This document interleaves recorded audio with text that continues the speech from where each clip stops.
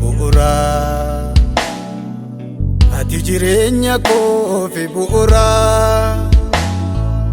Ati jireenya koo fi bu'uura. Argamni koo Yesuus koosirra. Ati jireenya koo fi bu'uura. Ati jireenya koo fi bu'uura. Ati jireenya koo fi bu'uura. Argamni koo Yesuus koosirra. Jalqabni seenaa kooti suma. Ka'umsa hidda kootiif jirma. Gaaricha fannoottee galame. Olicha koosinaaf galame. Olicha koosinaaf galame. Olicha koosinaaf galame. Olicha koosinaaf galame.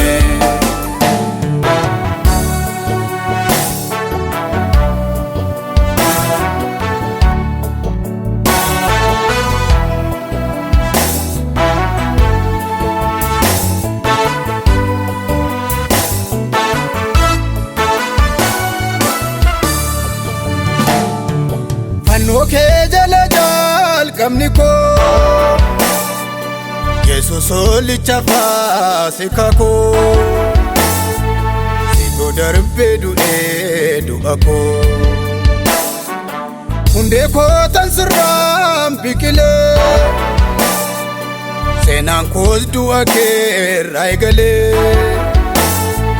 Dirri kees tumamee naaf jedhee. Lola'uu dhiiga keenya ni dhaladhee.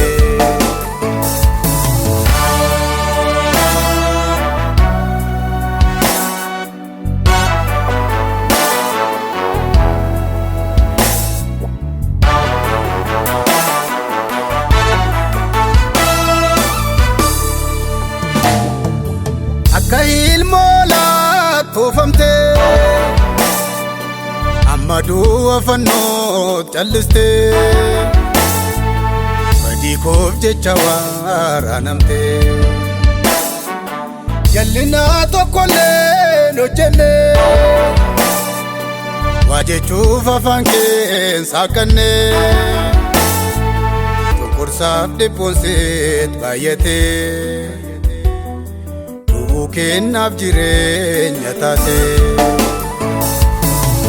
Jireenya koo fi bu'uura.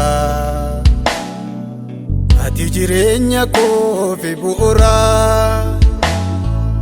Ati jireenya koo fi bu'uura. Argamni koo Yesuus koosirra. Ati jireenya koo fi bu'uura. Ati jireenya koo fi bu'uura. Ati jireenya koo fi bu'uura. Argamni koo Yesuus koosirra.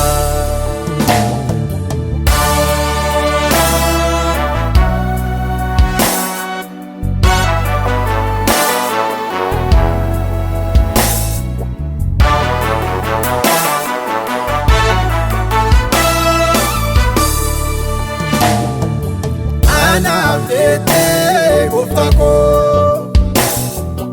Fannoo rakkoo kee. Yemmuun taa'eetti yaadu. Naadii baajaalalli kee. Odan duubuu waqtuutee. Na oolfachuu badiisaa.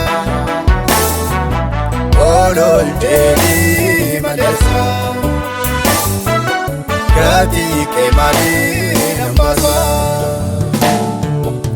Anaaf jettee gooftaa koo. Fannoo rakkoo kee. Yemmuun taa'eetti yaadu. Naadii baajaalalli kee. Odan duubuu waqtuutee. Na oolfachuu badiisaa. olol jedhi balesa gati ke male nambasa